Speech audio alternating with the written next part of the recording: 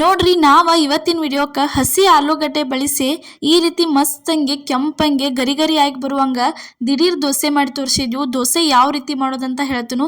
ಅದಕ್ಕಿಂತ ಮೊದಲು ನಿಮ್ಗೆ ಪ್ರಿಯಾಸ್ ಕಿಚನ್ಗೆ ಸ್ವಾಗತ. ನೀವು ಇನ್ನೂ ನಮ್ಮ ಚಾನಲ್ನ ಸಬ್ಸ್ಕ್ರೈಬ್ ಮಾಡಿಲ್ಲ ಅಂದ್ರೆ ಮಿಸ್ ಮಾಡಲಾರ್ದ ಹೋಗಿ ಸಬ್ಸ್ಕ್ರೈಬ್ ಮಾಡಿಬರ್ರಿ. ಯಾಕಂದ್ರೆ ನಾವು ಹಾಕುವಂಥ ಪ್ರತಿಯೊಂದು ವಿಡಿಯೋ ನಿಮ್ಗೆ ತಲುಪ್ತಾವು.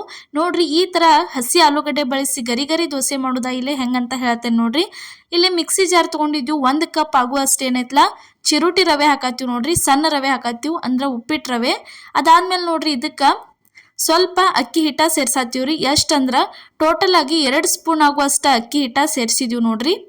ಅಕ್ಕಿ ಹಿಟ್ಟ ಆದ್ಮೇಲೆ ನೆಕ್ಸ್ಟ್ ಇಲ್ಲಿ ನೋಡ್ರಿ ಇದಕ್ಕೆ ಏನೈತಲ್ಲ ಒಂದು ಸ್ವಲ್ಪ ರುಚಿಗೆ ತಕ್ಕಷ್ಟ ಉಪ್ಪ ಹಾಕತ್ತೀವಿ ನೋಡ್ರಿ. ಉಪ್ಪು ಆದ್ಮೇಲೆ ಒಂದು ಸ್ವಲ್ಪ ಸೋಡಾ ಹಾಕಿದೀವಿ. ಸೋಡಾ ಆದ್ಮೇಲೆ ನೋಡ್ರಿ ಇಲ್ಲಿ 1 ಸ್ಪೂನ್ ಆಗುವಷ್ಟು ಸಕ್ಕರೆ ಸೇರ್ಸಾತೀವಿ. ಸಕ್ಕರೆ ಆದ್ಮೇಲೆ ಇಲ್ಲಿ 2 ಆಲೂಗಡ್ಡೆ ಹಸಿ ಆಲೂಗಡ್ಡೆ ತುರಿದ ಇಟ್ಕೊಂಡಿದ್ವಿ, ಅದನ್ನ ತಂದು ಇದ್ರೊಳಗೆ ಸೇರಿಸಿದೀವಿ ನೋಡ್ರಿ. ನೆಕ್ಸ್ಟ್ ಅದಾದ್ಮೇಲೆ ಇದಕ್ಕೆ ಒಂದು ಅರ್ಧ ಕಪ್ ಆಗುವಷ್ಟು ಏನೈತಲ್ಲ ಮೊಸರ, ಗಟ್ಟಿ ಮೊಸರ ಸೇರ್ಸಾತೀವಿ ನೋಡ್ರಿ.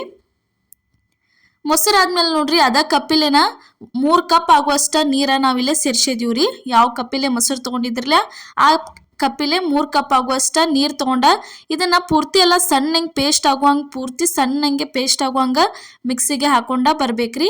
ಮೊಸರು ಇಲ್ಲಂದ್ರೆ ನೀವೇನ ಸೇರಿಸೋ ಅವಶ್ಯಕತೆ ಇಲ್ಲ, ಅದನ್ನೊಂದ ಕ್ಯಾನ್ಸಲ್ ಮಾಡ್ಕೋರಿ. ನೋಡ್ರಿ ಈ ಥರ ಪೂರ್ತಿ ಸಣ್ಣಂಗೆ ಪೇಸ್ಟ್ ಮಾಡ್ಕೊಂಬಂದು ಇದನ್ನು ಬಳೋತನ ತಿರುವಾಡ್ಬೇಕ್ರಿ. ಸೋಡಾ ಉಪ್ಪ ಎಲ್ಲ ನಾವೇನೈತಲ್ಲ ಮಿಕ್ಸಿ ಜಾರ್ ಒಳಗೆ ಹಾಕಿದ್ವು.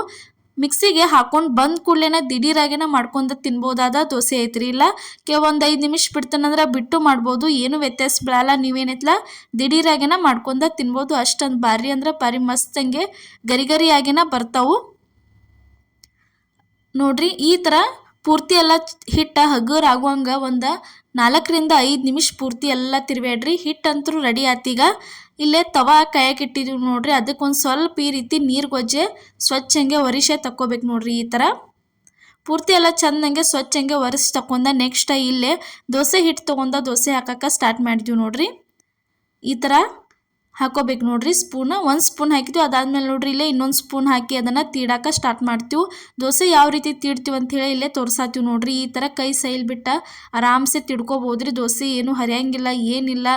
ಮಸ್ತ್ ಅಂದ್ರೆ ಮಸ್ತ್ ಹಂಗೆ ಗರಿ ಗರಿಯಾಗಿ ನಾಷ್ಟಕ್ಕೆ ಬಿಸಿ ಬಿಸಿ ದೋಸೆ ಅಂತರೂ ದಿಢೀರಾಗಿನ ರೆಡಿಯಾಗಿ ಬರ್ತಾವೆ. ಮನ್ಯಾಗ ಎಲ್ಲರೂ ಮನ್ಯಾಗಂತೂ ಆಲೂಗಡ್ಡೆ ಇದ್ದೇ ಇರ್ತಾವ್ರಿ. ವಾರ ತಂದೇ ಇರ್ತೀರಿ ಸಂತ್ಯಾಗ. ಅವಾಗ ಏನು ಮಾಡಿರಿ ಮಿಸ್ ಮಾಡಲಾರ್ದ ಈ ರೀತಿ ಒಮ್ಮೆ ನಾಷ್ಟಕ್ಕೆ ಆಲೂಗಡ್ಡೆ ಹಾಕಿ ಗರಿ ಗರಿ ದೋಸೆ ಮಾಡ್ಕೊಂಡು ತಿನ್ನಿರಿ. ದಿಢೀರಾಗಿ ಭಾರಿ ಅಂದ್ರೆ ಭಾರಿ ಬೆಸ್ಟ್ ಆಕ್ಕವು. ಅಕ್ಕಿ ದೋಸೆಕ್ಕಿಂತ ತಿನ್ನಕ್ಕೆ ಭಾರಿ ಟೇಸ್ಟ್ ಅನ್ನಿಸ್ತಾವ್ರಿ. ಅವಕ್ಕೆ ಏನು ಡಿಫ್ರೆನ್ಸ್ ಅನ್ಸಲ್ಲ, ಅಷ್ಟು ಮಸ್ತ್ ಅನ್ನಿಸ್ತಾವು.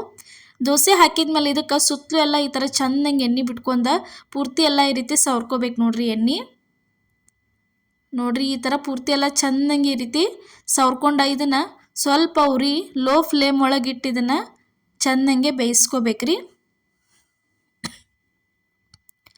ನೋಡ್ರಿ ಈ ಥರ ಪೂರ್ತಿ ಎಲ್ಲ ಚಂದಂಗೆ ಎಣ್ಣೆ ಹಚ್ಕೊಂಡ್ಮೇಲೆ ಇದನ್ನು ಸ್ವಲ್ಪ ಲೋ ಫ್ಲೇಮ್ ಒಳಗಿಟ್ಟ 1-2 ನಿಮಿಷ ಚಂದಂಗೆ ಇದನ್ನು ಗರಿ ಗರಿಯಾಗಿ ಆಗುವಂಗೆ ಬೇಯಿಸ್ಕೊಂಡ್ರೆ ಅಂದ್ರೆ ಮಸ್ತಂಗೆ ಗರಿ ಗರಿ ದೋಸೆ ರೆಡಿಯಾಗೇ ಬರ್ತಾವೆ ನೋಡ್ರಿ. ಇಲ್ಲಿ 1-2 ನಿಮಿಷ ಆದಮೇಲೆ ತೋರ್ಸಾತೀವಿ ಯಾವ ರೀತಿ ದೋಸೆ ಆಗೈತೆ ಅಂಥೇಳಿ.